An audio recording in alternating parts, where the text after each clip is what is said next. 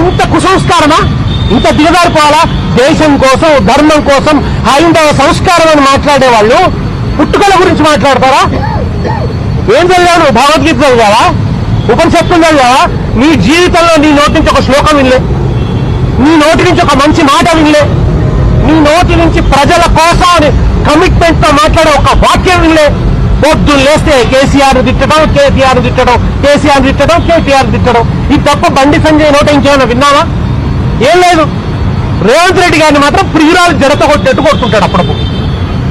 అది చిన్నపాటి విమర్శ. ఇంత కొనుగోలు జరగడం లేదు, రైతుల పాపం ధాన్యం కొనుగోలు జరగక అల్లాడుతున్నారు రైతులు. ఎక్కడున్నారు బండి సంజయ్?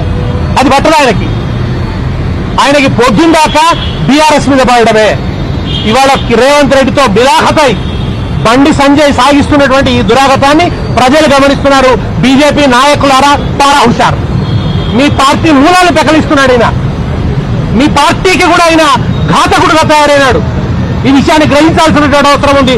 కుసంస్కారానికి, దాడులకు, గూండాయిజానికి ప్రతీకలుగా మారారు రేవంత్ రెడ్డి అండ్ బండి సంజయ్. వీళ్ళ విషయంలో తెలంగాణ సమాజం చూస్తూ ఊరుకోదు.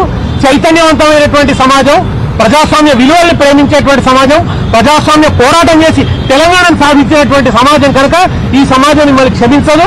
ఇవాళ మేము అందుకనే ఆనంద్ గారికి చెప్పినాం, వారి నుంచి మేము ఆశిస్తున్నాం.